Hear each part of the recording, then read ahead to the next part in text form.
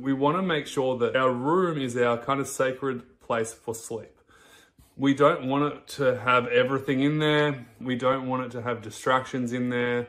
Laptops and computers and TVs in your bedroom, I don't think is necessary. I don't think it's helpful. I don't think it's healthy. Your bedroom needs to be for sleep, okay? So make it an environment that actually makes you want to calm down and relax.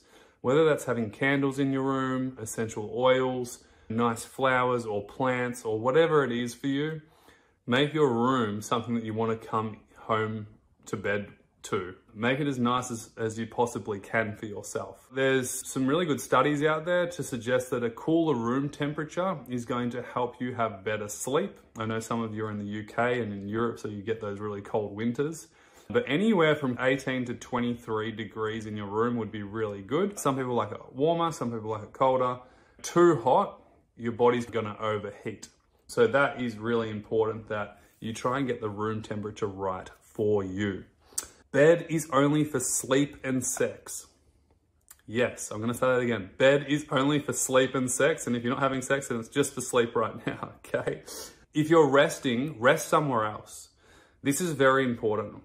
If you're in your bedroom and you're doing everything in your bedroom, even if you're resting in the bedroom all the time, if you can, I would highly recommend using your bedroom only for sleep and sex, and everything else can be done somewhere else. Now, if you're resting and you're not in a great way, then obviously that's fine in your bedroom. But if you can, go and rest on the couch. If you can, go and rest outside or somewhere not on your bed, because what's going to happen is your brain is starting to associate resting in bed, not sleeping.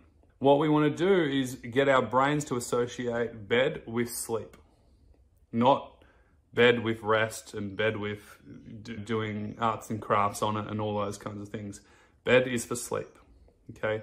The more we can get our brains to start to associate with that, the better it will be for us too.